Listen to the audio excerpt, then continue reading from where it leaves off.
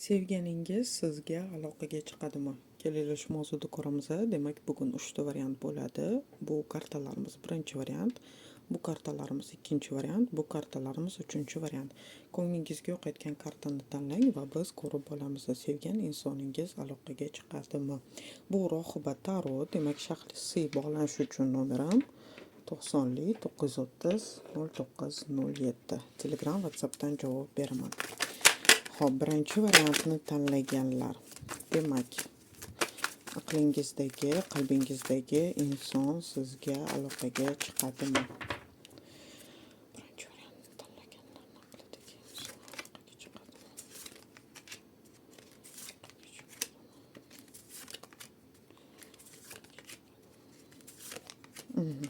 Xo'p, bu yerda demak nima holatni ko'ryapmiz? Aloqaga chiqadimi deganimizda karta Diyavol, karta Bashня, восьмерка кубков, шестерка кубков, королева кубков и imperator kartalarimiz tushyapti.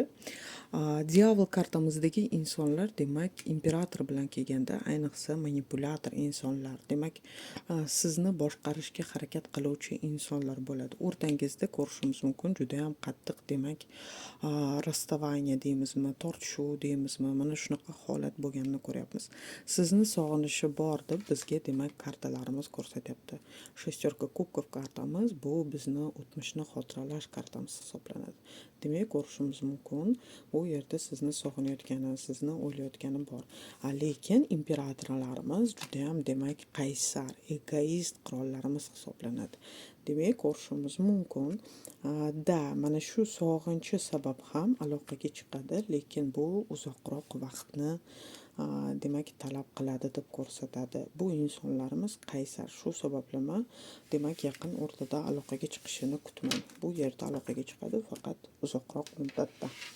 Demak, ikkinchi variantni tanlaganlar mana bu kartalarimiz edi. Hop, kelinglar ko'rib olamiz. Demak, sevgan insoningiz sizga aloqaga chiqadimi? Sevgan insoningiz sizga aloqaga chiqadimi?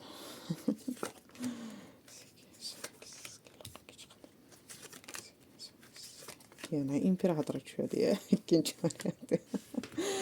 Xo'p, demak nimani ko'ryapmiz? Bu yerda demak kolesnitsa kartamiz o'zi mana yo'l kartasi hisoblanadi. Ikkita yo'l kartamiz.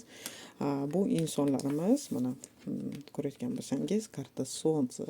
Bu ham demak bizda juda ham yorug' karta hisoblanadi. Yorug', nurli kartalarimizdan bittasi. Bu ham demak otda tasvirlangan.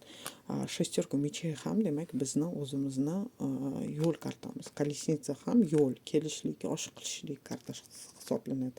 Demak, ko'rishimiz mumkin bu yerda уже sizga yaqin o'rtada aloqaga chiqishi bo'ladi.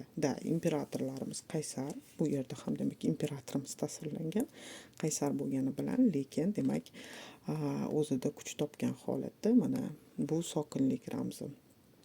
Bu yerda o'sha tinchlanib olgan yoki o'sha jahl qilgan bo'lsa, xafa qilgan bo'lsangiz, demak tinchlanib olgan holatdan keyin aloqaga chiqadi. Lekin aloqaga chiqib turib, yana qandaydir bir xafa bo'lib yopilib oladi deb bizga kartalarimiz ko'rsatyapti. Ikkinchi variantni tanlaganlarda, demak, yaxshi ko'rgan insoningiz yaqin o'rtada tez aloqaga chiqadi deb ko'rsatadi. Uchinchi kartalarimiz mana bu kartalar edi. Demak, uchinchi variantni tanlaganlarni qalbidagi inson, aqlidagi inson aloqaga chiqadimi ularga?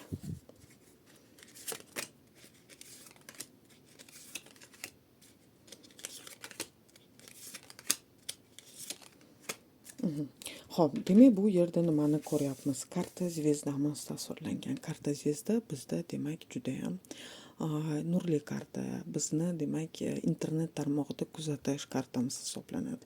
Demak, ko'rishimiz mumkin bu yerda скорее всего o'sha qo'ng'iroq qilishdan ko'ra ko'proq yozishi bor deb ko'rsatadi bizga kartalar.